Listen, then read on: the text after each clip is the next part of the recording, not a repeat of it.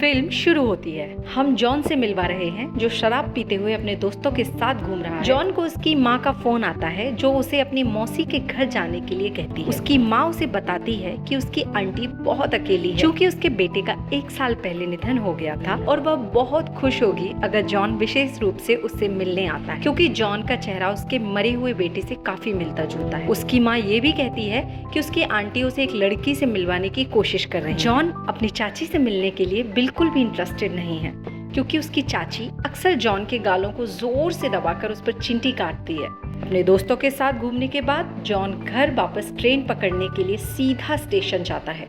जैसे वह ट्रेन के आने का इंतजार कर रहा होता है, वह एक लड़की देखता है जो रेल की पटरियों के बहुत करीब खड़ी है। जॉन तुरंत इस लड़की को वापस खींच लेता है क्योंकि वह आने वाली ट्रेन से टकराने वाली होती है। हालांकि नशे में लड़की जॉन के चेहरे को देखते हुए बस खड़ी रह जाती है। लड़की का नाम जैन है। ट्रेन के अंदर जॉन उस पे बड़बड़ाने लगता है लेकिन वास्तव में उसका जैन पर क्रश आ जाता है। मगर जॉन के अनुसार जैन की एकमात्र कमी यह है कि वह बहुत शराबी है जो बहुत नशे में है। इतने में गलती से एक बूढ़े आदमी के सिर पर उल्टी कर देती है। जैन फिर बाहर निकलकर फर्श पर लेटते हुए जॉन को हनी कह के इशारा करती है। सभी तुरंत जॉन को जैन का बॉयफ्रेंड समझ लेते हैं। तो जॉन को भी बूढ़े की उल्टी साफ करनी पड़ती है। अब जॉन स्टेशन पर जैन को छोड़ने का सोचता है। हालांकि वह अपना मन बदलने का फैसला करता है और जैन को अपने साथ ले जाता है क्योंकि उसे पता नहीं है कि वह कहाँ रहती है। जॉन फिर नहाकर फ्रेश होता है और तुरंत जाने की प्लानिंग करता है। हालांकि वह बेवकूफी से उसका फोन उठा लेता है जो जैन की माँ का निकलता है और उसे होटल का पूरा पता बता देता है। इससे पहले कि उसे भागने का मौका मिले, पुलिस पकड़ लेती है। सौभाग्य से वह अगले दिन जेल से रिहा हो जाता है। हालांकि उसका बैड लक यही नहीं रुकता। जब वह घर पहुंचता है तो जॉन की माँ द्वारा पीटा जाता है जो उससे परेशान है क्योंकि जॉन अपनी मौसी से मिलने नहीं गया। जॉन को जैन का फोन आता है। वो उसे स्टेशन आने को बोलती है। स्टेशन पर जैन सवालों की एक सीरीज के साथ जॉन पर हमला करती है क्योंकि वह जानना चाहती है कल वास्तव में हुआ क्या था। जब वो पूछताछ से संतुष्ट हो जाती है तो वो उसे वहाँ बुलाती है जहाँ वो आमतौर पर नशे में धुत हो जाती है। फिर वहाँ बहुत ज्यादा पीने के बाद जैन अचानक फूट फूट कर रोने लगती है और कबूल करती है कि उसने अपने प्रेमी के साथ कल ही ब्रेकअप कर लिया था। इससे पहले कि वो अपनी बात पूरी करे, जैन पूरी तरह से नशे में धुत हो जाती है। जॉन उसे उठाकर बाहर ले जाता है और फिर से उसी होटल ले जाने के लिए मजबूर हो जाता है। हालांकि इस बार जॉन का जैन को वहां छोड़ने का कोई इरादा नहीं है। जॉन जैन के लिए कुछ हैंगओवर की दवा भी खरीदता है और उसे खिलाता है जबकि वो अभी नींद में ही है। जॉन जैन के प्यार में पड़ने लगता है और उसके दुख को ठीक करने का इरादा करता है। कुछ दिनों बाद अब जॉन क्लास के अंदर बैठा होता है और इतने में जैन वहां आ जाती है। जॉन उसे क्लास से जाने के लिए बोलता है मगर जैन मना कर देती है और उसे अपने साथ चलने को कहती है लेकिन जॉन मना कर देता है। जैन चुपके से प्रोफेसर के कान में कह देती है कि जॉन का उसके पेट में बच्चा है और उसका अबॉर्शन होने वाला है। तो प्रोफेसर भी जॉन को क्लास छोड़ने के लिए कहती है और जॉन को इस बात का कोई आइडिया नहीं होता है ये क्या हो रहा है और क्यों। फिर वहां से दोनों अम्यूजमेंट पार्क घूमने के लिए निकल जाते हैं। जन्मदिन के 2 दिन पहले जैन ईमेल करती है जिसमें वो जॉन को उसके बर्थडे के लिए सरप्राइज गिफ्ट तैयार करने के लिए बोलती है। जॉन भी बिना कोई आइडिया के हाँ कर देता है, इसलिए क्योंकि वह उससे पिटना नहीं चाहता है। जॉन को बिल्कुल भी आइडिया नहीं रहता है कि वो जैन को सरप्राइज गिफ्ट में क्या दे और जन्मदिन की रात जॉन उसे सरप्राइज देने के इरादे से वहीं अम्यूजमेंट पार्क में ले जाता है। बदकिस्मती से वहाँ वो दोनों एक फौजी के साथ फंस जाते हैं जो फरार है, जो अपने सुपीरियर ऑफिसर को मारने की प्लानिंग बना रहा है क्योंकि उस सुपीरियर का अफेयर सोल्जर की गर्लफ्रेंड से चल रहा होता है। इसके बाद दोनों को हॉस्टेज बना लिया जाता है। फिर जैन रिलीज हो जाती है लेकिन बेचारा जॉन उसकी कस्टडी में ही रहता है क्योंकि सैनिक को जॉन की भौहें उसे अपने सुपीरियर की याद दिलाती हैं। सोल्जर इतना फ्रस्ट्रेट रहता है कि वो फिर जॉन से कहता है कि वो सुसाइड करना चाहता है और वो जॉन को अपने साथ मरने के लिए भी बोलता है। जॉन बहुत डर जाता है और बचने का दिमाग लगाने के लिए सोल्जर को वहां से निकलने का सीक्रेट रास्ता बताता है। मगर पनौती तो जॉन के साथ साथ चलती है ना।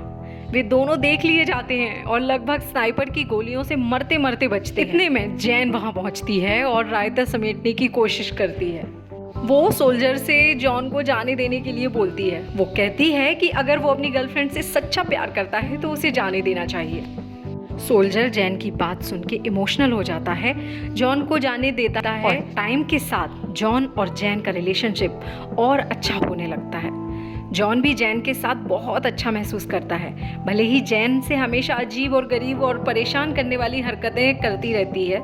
जैसे जॉन को अक्सर जैन की उबाऊ स्क्रिप्ट को पढ़ने के लिए मजबूर किया जाना, क्लास के बाद जूतों की अदला बदली करना, और यहाँ तक कि अपने कॉलेज की 100th एनिवर्सरी पर जैन जॉन से उसके दोस्तों के सामने उसे रोज देने के लिए बोलती है। जॉन हमेशा सिर्फ इंस्ट्रक्शन फॉलो कर सकता था क्योंकि वो जैन की पर्सनैलिटी को काफ़ी अच्छी तरह से समझने लगा, और लास्ट में वो अपना दिन एंड करते खूब सारी शराब पीकर। और हमेशा के जैसे जैन फिर से टल्ली हो जाती है और जॉन जैन को घर छोड़ने के लिए निकल जाता है। जॉन जैन के मम्मी डैडी से मिलता है जो उसे जैन के साथ घूमने से मना करते हैं।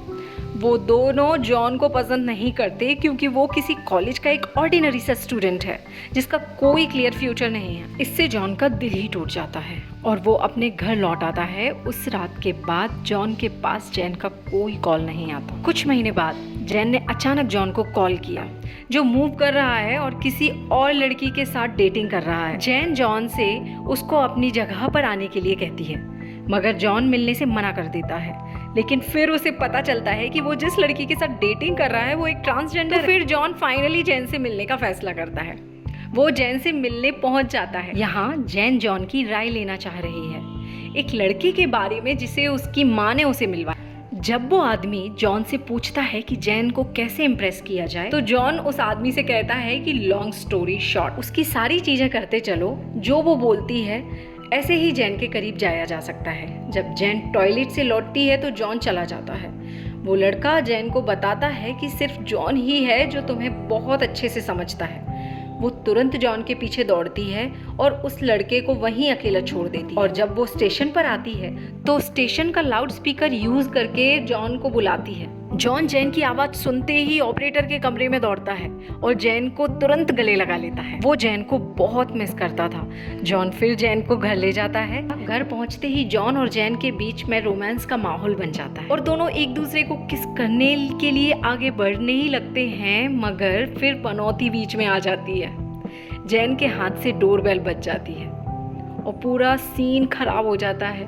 बेल सुन के पिताजी गेट खोल देते हैं। असफल किसिंग सीन के बाद जैन जॉन को एक लेटर लिखने को कहती है कि वो उसे लेकर क्या फील करता है। जैन खुद भी वैसे ही करती है और अगले दिन दोनों एक पहाड़ी पर मिलते हैं जिसमें जैन जॉन को उनके लेटर्स को वहीं दफनाने के लिए बोलती है, ये बोलते हुए कि इन्हें हम 2 साल बाद पढ़ेंगे। यहाँ तक तो कंफर्म हो ही जाता है जैन भी वास्तव में जॉन से प्यार कर चुकी है। हालांकि वो अपने पास्ट को लेकर अभी भी मूव ऑन नहीं कर पाई। इसी रीजन से जैन जॉन से टेम्पररी ब्रेकअप करने के लिए बोलती है। बेचारा जॉन सिर्फ हाँ ही कह पाता है और यहाँ से दोनों अपने अपने रास्ते चले जाते हैं। और इस टाइम में जॉन अपने आप को सुधारने में और काबिल बनाने में लग जाता है, मगर उसके दूर होने का दर्द उसे आगे नहीं बढ़ने देता। फिर वो अपने आप को बिजी रखने के लिए अपने और जैन की स्टोरी लिखना शुरू कर देता है। वो अपनी स्टोरी का नाम देता है माई सैसी गर्ल, मतलब मेरी अलहट गर्लफ्रेंड।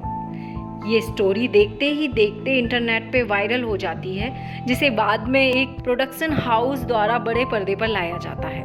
2 साल बाद जॉन पहाड़ी पर लौटता है जहां दोनों ने फिर से मिलने का वादा किया था। हालांकि जैन उससे मिलने का अपना वादा नहीं निभाती। जॉन को मजबूरी में उसका लेटर खुद निकालना पड़ता है। उस पे लिखा होता है जब वह जॉन के साथ होती है तो बहुत हैप्पी फील करती है, लेकिन साथ ही में वो अपने एक्स से मूव ऑन नहीं कर पा रही है जो एक्चुअल में मर चुका है। इसलिए जैन कुछ टाइम के लिए अकेला रहना चाहती है क्योंकि वो अपने पास्ट को अपने दम पर भुलाने की कोशिश कर रही है। इस दौरान उसके एक्स की माँ भी जैन को किसी दूसरे इंसान से मिलवाना चाहती थी, लेकिन वो हमेशा मना करती थी।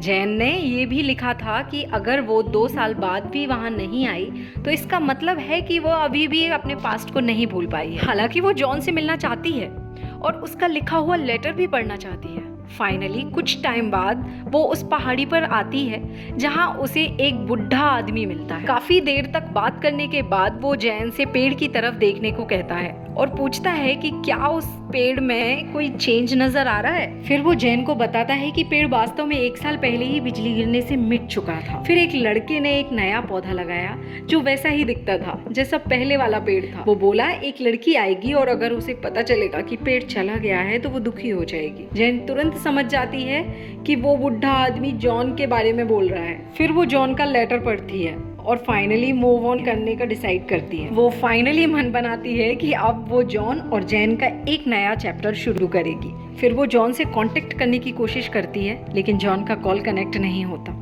क्योंकि उसका वो नंबर अब एक्टिव नहीं था। अब जैन सिर्फ रो ही सकती थी और सब कुछ किस्मत पर छोड़ सकती थी।